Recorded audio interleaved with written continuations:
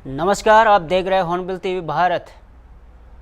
दिव्यांगजन को समाज की मुख्य धारा से जोड़ने और उन्हें आत्मनिर्भर बनाने की दिशा में केंद्र और उत्तर प्रदेश सरकार लगातार काम कर रही है। लखनऊ में आयोजित एक प्रेस कॉन्फ्रेंस में राज्य के दिव्यांगजन सशक्तिकरण एवं पिछड़ा वर्ग कल्याण राज्य मंत्री स्वतंत्र प्रभार नरेंद्र कश्यप ने कहा कि प्रधानमंत्री नरेंद्र मोदी के नेतृत्व में दिव्यांगजनों को सम्मान और अवसर देने के कार्य किया गया है। मंत्री ने बताया कि केंद्र सरकार और राज्य सरकार द्वारा चलाई जा रही विभिन्न योजनाओं के कारण आज वहां वर्ग खुद को आत्मनिर्भर महसूस कर रहा है। उन्होंने कहा कि दिव्यांगों के लिए सुलभ शिक्षा, रोजगार, उपकरण वितरण और कौशल विकास कार्यक्रम जैसे कई कदम उठाए जा रहे हैं। मंत्री ने यह भी कहा कि विभाग जल्द ही नई योजनाएं और सुविधाएं शुरू करेगा, जिससे दिव्यांगजनों की सामाजिक भागीदारी और भी मजबूत हो सके। देखिए,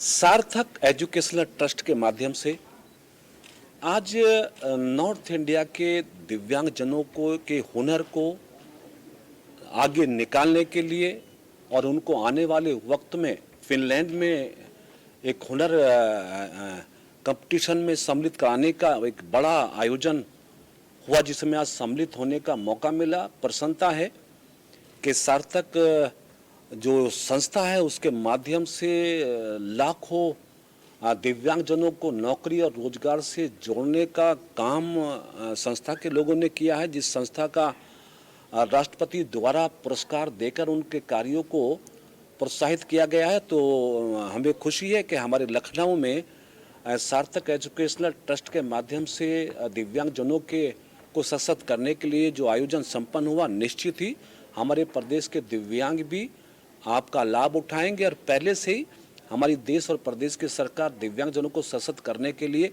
बहुत सारी योजनाओं को संचालित कर रही है। हम उत्तर प्रदेश में योगी जी के नेतृत्व में 1950 करोड़ रुपए की लागत से उत्तर प्रदेश के दिव्यांगजनों को सशक्त करने का प्रयास कर रहे हैं, जिसमें हम लगभग 11 लाख से ज़्यादा दिव्यांगजनों को 12,000 रुपये वार्षिक भरण पोषण की राशि देकर उनके जीवन को उन्नत बनाने का प्रयास है। और कृत्रिम अंग सहायक उपकरण के माध्यम से दिव्यांगजनों की यात्रा को सुगम बनाने का प्रयास है। ऐसी बहुत सारी योजनाएं हैं जो उत्तर प्रदेश सरकार द्वारा संचालित है, जिससे दिव्यांगजनों के जीवन में एक नया बदलाव आया है। इस बदलाव के लिए सार्थक एजुकेशनल ट्रस्ट का सहयोग भी हमें उत्तर प्रदेश में मिलेगा, ऐसी हमें संभावना है। आज का आयोजन बहुत सफल हुआ। आयोजक गणों को बहुत बधाई और शुभकामनाएं। मध्य प्रदेश की राजधानी से एक अहम खबर। आज की विधानसभा में सेंट्रल हॉल में प्रदेश के पहले मुख्यमंत्री पंडित रविशंकर शुक्ल को श्रद्धांजलि दी गई।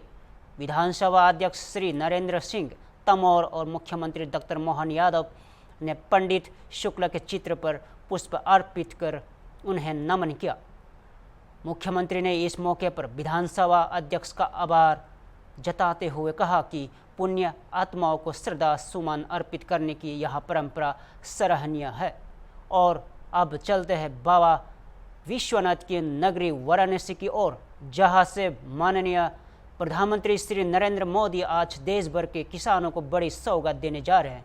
पीएम मोदी किसान सम्मान निधि की अगली किस्त आज जारी करेंगे, जिससे करोड़ों किसानों के खातों में सीधी सहायता राशि पहुंचेगी। मुख्यमंत्री डॉक्टर मोहन यादव ने इस योजना के अभिनव बताते हुए प्रधानमंत्री को बधाई दी और कहा कि हमारी सरकार सेना के जवान और गांव के किसान दोनों को समान भाव से देखती है। देखिए, किसानों के लिए माननीय हमारे कृषि मंत्री पूर्व माननीय नरेंद्र सिंह जी तोमर और यशस्वी प्रधानमंत्री ने एक अद्भुत योजना चालू की थी। और ये पहली बार ऐसा हुआ है कि किसानों को उनके लिए कोई विचार करने वाले कृषि मंत्री या प्रधानमंत्री रहे हैं। हम सब जानते हैं कि आज़ादी के बाद पहली बार किसानों को उनको अपने खर्च के लिए, उनकी व्यवस्था के लिए, वो खर्च तो क्या, वो आत्मसम्मान के लिए, अन्यथा किसानों की दृष्टि से किसान सम्मान निधि तो छोड़ो, उनसे तोजी, तकाबी और अलग अलग वसूली के लिए ही परेशान करते थे। मैं माननीय प्रधानमंत्री जी को धन्यवाद देना चाहूँगा एक और कारण से एक न केवल वो किसान सम्मान निधि की लंबे समय से यात्रा ये उनको दे रहे हैं, बल्कि उससे बढ़कर आज बनारस से बाबा भोले की नगरी और सावन का महीना, ये आज वो एक बार फिर इस पुण्य काम में पूरे देश को आश्वस्त करना चाहते कि सरकार सदैव हमारे मेहनत के किसानों के लिए सीमा पे जवान और खेत में किसान दोनों को एक निगाह से देखती है। मेरी अपनी ओर से माननीय प्रधानमंत्री जी के इस कदम के लिए उनको बधाई। आज विधानसभा में हमारे प्रथम मुख्यमंत्री मध्य प्रदेश के गठन के साथ जिनने अपने उत्तरदायित्व का निर्वहन किया, कांग्रेस के वरिष्ठ नेता स्वर्गीय रविशंकर शुक्ल जी ने अपने इस राज्य के विकास के लिए जो एक तरह से आधारभूत भाव से काम प्रारंभ किया, उसी नींव पे धीरे धीरे करके मध्य प्रदेश एक अलग प्रकार की स्थिति में बना है। मैं माननीय विधानसभा अध्यक्ष जी को धन्यवाद दूंगा जिन्होंने ये परंपरा चालू की कि हमारे राज्य के अध्यक्ष विधानसभा के या माननीय मुख्यमंत्री, माननीय अध्यक्ष, इनको स्मरण किया जाना चाहिए। और वो ये इस बात के लिए और धन्यवाद के पात्र के दलों की सीमा से ऊपर उठ करके हमको हमारे इस प्रकार से दिवंगत उन पुण्यात्मा को स्मरण करना चाहिए जिसके कारण से हमारे राज्य की इस विकास की यात्रा में उनकी कहीं न कहीं जो योगदान रहा, उसका स्मरण हम सबको नई पीढ़ी को रहे। मेरी अपनी ओर से इस नवाचार के लिए भी बधाई। और मैं मान के चलता था कि ऐसे कांग्रेस के नेताओं को भी उपस्थित रहना चाहिए था, लेकिन कोई बात नहीं, अब उनको अपना तरीके से स्मरण वो करेंगे ही सही। मैं अपनी ओर से माननीय विधानसभा अध्यक्ष जी को बधाई देना चाहूँगा। सर, आज पीएम साहब प्रधानमंत्री नरेंद्र मोदी आज अपने संसदीय क्षेत्र वाराणसी के 51वें दौरे पर पहुंचे। इस ऐतिहासिक है क्योंकि देश के ऐसा पहली बार हुआ है जब कोई प्रधानमंत्री अपने संसदीय क्षेत्र में 51 बार हो गया हो। प्रधानमंत्री ने वाराणसी को 2200 करोड़ रुपए की सौगात दी। इन परियोजनाओं में शिक्षा, स्वास्थ्य, पर्यटन, शहरी विकास और सांस्कृतिक विरासत से जुड़ी अनेक योजनाएं शामिल है। यही नहीं, प्रधानमंत्री ने देश भर के 9.9 करोड़ से अधिक किसानों के लिए प्रधानमंत्री विकास सम्मान निधि की 20वीं किस्त भी जारी की। किसानों के खातों में सहायता राशि सीधे ट्रांसफर की गई है। सुनिए। ये नया भारत भोलेनाथ को भी पूजता है और देश के दुश्मनों के सामने काल भैरव भी बन जाता है।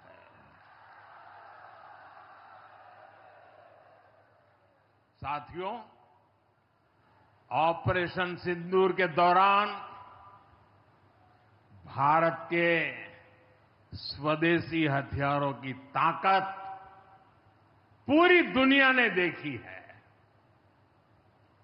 हमारे एयर डिफेंस सिस्टम,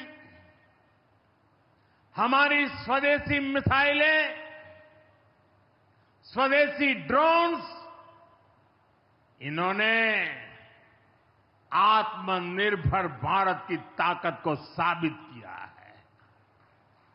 खासकर हमारी ब्रह्मोस मिसाइलें, इनकी दहशत भारत के हर दुश्मन के भीतर भर गई है। पाकिस्तान में कहीं यूं ही ब्रह्मोस आवाज आ जाए ना तो नींद नहीं आती।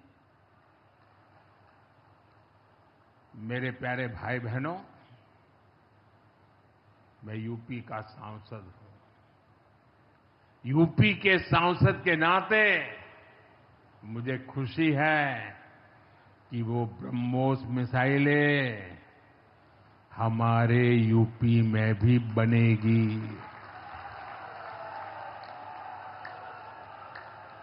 लखनऊ में ब्रह्मोस मिसाइल की मैन्युफैक्चरिंग शुरू हो रही है। यूपी डिफेंस कॉरिडोर में भी कई बड़ी डिफेंस कंपनियां अपने प्लांट लगा रही है। आने वाले समय में यूपी में बने हथियार, हिंदुस्तान के हर भाग में बने हथियार भारतीय सेनाओं की ताकत बनेंगे। इस अवसर पर मुख्यमंत्री योगी आदित्यनाथ ने अपने प्रधानमंत्री का स्वागत किया और उन्हें शिवलिंग का स्मृति चिन्ह भेंट किया। कार्यक्रम में डिप्टी सीएम ब्रिजेश पाठक, केशव प्रसाद मौर्य और कई मंत्री भी मौजूद रहे। मुख्यमंत्री योगी ने इस दौरान कहा कि प्रधानमंत्री नरेंद्र मोदी दुनिया के सबसे लोकप्रिय नेता है और उनकी दूरदर्शिता ने भारत को नई ऊंचाइयों तक पहुंचाया। काशी में अब तक 51,000 करोड़ रुपए की परियोजनाएं स्वीकृत हो चुकी है, जिनमें से 34,000 करोड़ की योजनाओं का लोकार्पण हो चुका है और 16,000 करोड़ से अधिक की योजनाएं प्रगति पर है। दिव्यांगजन, यह भी आदरणीय प्रधानमंत्री जी के द्वारा दिया गया शब्द है, एक संबोधन है, एक आत्मीयता है और इस आत्मीयता के माध्यम से दिव्यांगजनों के जीवन में उन्हें आगे बढ़ाने के लिए उनके जीवन में आशा और उत्साह का संचार हो सके, सहायक उपकरण वितरण का कार्यक्रम आज काशी के साथ साथ पूरे देश के अंदर पिछले 11 वर्ष में जिस सहजता और सरलता के साथ उपलब्ध होता है, जीवन के प्रत्येक क्षेत्र में उन्हें आगे बढ़ने का अवसर प्राप्त हो रहा है। आज हमारा दिव्यांग जन भी इस बात को महसूस करता है। आज यहां पे हजारों की संख्या में ऐसे दिव्यांग जनों को सहायक उपकरण वितरण का एक कार्यक्रम भी आदरणीय प्रधानमंत्री जी के कर कमलों से यहां पर होने जा रहा है। और इसके साथ ही देश के अन्नदाता किसानों के लिए प्रधानमंत्री किसान सम्मान निधि की 20वीं किस्त भी आज आदरणीय प्रधानमंत्री जी के कर कमलों से यहां पर आज वितरण होने जा रही है। याद करिए, अन्नदाता किसान 11 वर्ष पहले क्या स्थिति थी। खेती से पलायन होता था, आत्महत्या करने के लिए मजबूर होते थे, लोगों के मन में विवशता के प्रति खिन्नता थी। सॉइल हेल्थ कार्ड से लेकर के प्रधानमंत्री कृषि बीमा योजना, प्रधानमंत्री कृषि सिंचाई योजना, बीज को बाजार तक पहुंचाने के लिए बीज से बाजार तक की एक व्यवस्था, एक इकोसिस्टम पिछले 11 वर्ष के अंदर जो बनाया है, आज उसका परिणाम है। हम लोग उत्तर प्रदेश के अंदर इस बात को महसूस करते हैं। करोड़ों किसान इन योजनाओं के साथ जुड़ करके आत्मनिर्भर और विकसित भारत की इस परिकल्पना को साकार करने के लिए अपना योगदान देने के लिए तैयार हैं। और आज इसी लगातार विकास की राह में काम कर रही योगी सरकार ने अब उत्तर प्रदेश के बनारस वासियों को एक बड़ी सौगात दी है, जहां प्रधानमंत्री नरेंद्र मोदी ने अपने संसदीय क्षेत्र में पहुंच करके 2200 करोड़ रुपए की लागत से बनी दर्जनों परियोजनाओं का शिलान्यास और लोकार्पण किया है। प्रधानमंत्री नरेंद्र मोदी ने इन परियोजनाओं का जिनका लोकार्पण किया है, उनमें शिक्षा, स्वास्थ्य सेवा और बुनियादी ढांचे से जुड़ी हुई तमाम चीज़ें हैं, जो वाराणसी वासियों को एक बड़ी सौगात के रूप में देखा जा रहा है। साथ ही साथ प्रधानमंत्री नरेंद्र मोदी ने किसान सम्मान निधि की 20वीं किस्त देने का भी आदेश दिया है, जिनमें 10,000 करोड़ से ज़्यादा चिन्हित किसान हैं, जिनको लगभग 21,000 करोड़ रुपए का धनराशि उनके खाते में सीधे हस्तांतरित करी जाएगी। प्रधानमंत्री नरेंद्र मोदी ने आज जिस तरीके से बनारस पहुंच करके इन तमाम योजनाओं का शिलान्यास और लोकार्पण किया है, ये अपने आप में वाराणसी वासियों के लिए एक बड़ी सौगात के रूप में देखा जा रहा है। वीडियो जर्नलिस्ट अनिल सैनी के साथ अशर असरार, हॉर्नबिल टीवी, वाराणसी। बड़ी खबर मध्य प्रदेश के बुरहानपुर जिले से, जहां ग्राम नवारा में एक युवक की हत्या के बाद इलाके में तनाव का माहौल है। परिजनों का आरोप है कि हत्या धार्मिक भेदभाव और बहकावे की मानसिकता के तहत की गई है।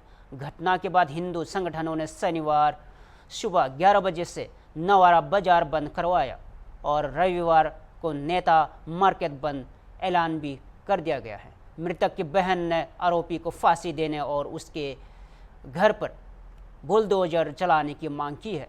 हिंदू संगठनों का आरोप है कि युवतियों को बलात्कार, धर्मांतरण की कोशिश की जाती है और जब वे इनकार करते हैं तो उन्हें निशाना बनाया जाता है। पुलिस ने मामले में आरोपी राइस को गिरफ्तार कर लिया गया है और जहां जांच जारी है, प्रशासन ने क्षेत्र में शांति बनाए रखने की अपील की है। क्या घटनाक्रम हुआ है? मेरी बहन का अचानक से जबरदस्ती घुस के गला काट दिया और मेरी बहन को टॉर्चर, ब्लैकमेल मैंने बहुत कुछ, वो मैं कहना नहीं चाहती उतना तक सुन, क्या बताऊं आपको। मेरी छोटी बहन है, वो करने को भी तैयार थी, तो मेरी बहन ने सबको मना कर दी। तो मेरे घर में घुस के मेरी बहन का गला काट दिया। मेरी पागल माँ थी। मेरा कौन था वो जिन्हें गला काटा? रईस था, नेपाल रहता है। क्या धर्मांतरण का दबाव भी डाला जा रहा था? हाँ, डाला था। उसने सबका मना कर दी, रिपोर्ट भी करी, थाने में गई, रिपोर्ट भी करवाई, उसने पैसे भरा। मुझे ये भी आदमी थाने वाले से पूछती हो कि जब वो रिपोर्ट हुई थी, जब मैं जिंदी थी, मेरे को बुला लेते, तुम उसको मारते, रोकते, उसको जो भी करना था, मुझे तो बुलाते। मौत नहीं है तो उसने कैसी उसकी हिम्मत हुई कि मेरी बहन का मर्डर कर दिया। घर में घुस के एक मुसलमान मेरी बहन का जबरदस्ती मर्डर कर दिया, और मेरी बहन को बहुत टॉर्चर करता था। क्या नाम है आपका? मेरा नाम सोहरा। जो वो मृतक, उनका क्या नाम था? मर्डर हुआ है, तो मर्डर को क्या देखते हैं, किस प्रकार से, क्या मामला है? ये भाग्यश्री करके एक बहन है, इनकी बड़ी बहन ने जैसा आपको बताया, ये लव जिहाद का मामला है। क्योंकि ये जो रईस करके जिहादी था, इसको रोज़ टॉर्चर करता था, रोज़ परेशान करता था। ये बाजार कोई सामान लेने जाती थी तो उसको वहाँ पे भी पीछा करता था। ये करीबन 2 महीने से ऐसा चल रहा था। जब उस लड़की ने इसकी बातें स्वीकार नहीं की तो उन्होंने रात में आकर गला रेत दिया। उनके घर में एक उनकी पागल माँ है जो कि घर में, और उसके अलावा कोई भी नहीं था। इनकी बहन की शादी हो चुकी है, और ये जिहादी मानसिकता का रईस जो था, उन्होंने उसका गला काट दिया। हम जो देश भर में ऐसी अनोखी घटनाएं देख रहे हैं कि ऐसी घटनाएं गला रेतने की, लव जिहाद की जो देश में चल रही है, आज हमारे ब्रह्मपुर शहर भी उससे अछूता नहीं रहा। हम प्रशासन से मांग करेंगे कि इसके ऊपर कड़ी से कड़ी कार्रवाई हो, इसका घर, मकान, दुकान सारे ध्वस्त करे जाए और उसको फांसी की सजा हो। अमित वरुणे। हावड़ा के अंदर एक बहन जो महिला है, उसका मर्डर हुआ है, उसको लेकर क्या आप कहेंगे और किस प्रकार से मर्डर हुआ है? जो हमारी हिंदू बहन कनौरा में जो रईस नाम के लड़के द्वारा मर्डर किया गया है, मैं लव जिहाद करके दीदी को बाद में धर्म परिवर्तन करने के लिए प्रेशर किया गया, और धर्म परिवर्तन करने से जब इनकार किया गया, उस दौरान उसका गला काटकर रेत कर हत्या की गई है, जिससे पूरे ब्रह्मपुर शहर के अंदर हिंदुओं में रोष है। और इसको लेकर अभी हम सभी लोग दोपहर 2 बजे अभी हम एकत्र हो रहे हैं नेपाल नगर के अंदर।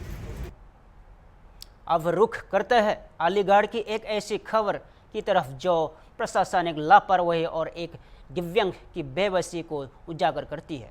विकासखंड टेम्पल में रहने वाले कारण सिंह, जो चारों हाथ पैरों में दिव्यांग है, पिछले 5 सालों से दिव्यांग पेंशन योजना के लिए सरकारी दफ्तरों के चक्कर लगा रहे हैं।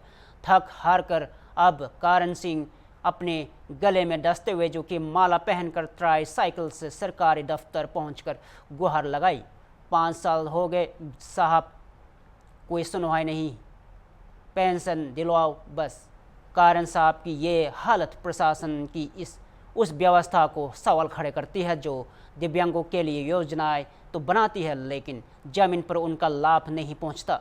यह मामला अलीगढ़ के टेम्पल विकासखंड में जुड़ा है। सवाल यह है कि क्या अब कोई भी अधिकारी इनकी सुध लेगा? सर, नाम क्या है आपका? करण सिंह। कहाँ के रहने वाले हैं? टप्पल। अच्छा, क्या है आपके साथ, क्या हो रहा है यहाँ पर विकासखंड टप्पल पर? कुछ भी नहीं रंजन हालियाँ तो बहुत चक्कर मार दी यहाँ गई, पहले दिन गई, कल कुंजों के जी वहाँ जाओ, कुंजों के वहाँ जाओ, कल कुंजों के वहाँ जाओ। अब मैं विकलांग आदमी तो कहाँ जाऊँगा? पहले दिन आ रही ऑनलाइन कर दीजिए, जब भी ना आई पहले दिन। इधर देखिए सामने, फिर क्या हुआ? आप यहाँ पर कितनी बार आए विकासखंड में, कब से चक्कर मार रहे हैं? मुझे कम 4-5 साल। अच्छा, तो कोई नहीं सुनवाई कर रहा आपकी? कोई सुनाई ना करे जी। अच्छा, क्या चाहते हैं आप? पहले दिन मिल जाए और कुछ बेत मिल जाए धन, तो जो मैं चला लूँगा। अच्छा, हाथ खराब नहीं रहे तो किसी ने को और कुछ नहीं कही जी। मैं फिर चुप बैठो, फिर क्या करूँ? आज कैसे आए हो फिर? पहले दिन नहीं यार, नहीं बन जा काम तो बनी जा पहले दिन को। तो आपने वो ऑनलाइन किया था? हाँ, करो। मैं पहले ही। कहाँ पर जमा किया था फार्म वहीं करो, पहले तरफ कोई कौन? सेक्रेटरी पास। अच्छा, फिर सेक्रेटरी साहब ने कहा? कुछ भी ना, वो मिले ही ना। मैं तो कई ऐसी भेज दिए मैंने, जमा करिया। ठीक। फिलहाल के लिए इतना ही। ताज़ा खबरों के लिए बने रहिए हॉर्नबिल टीवी भारत के साथ।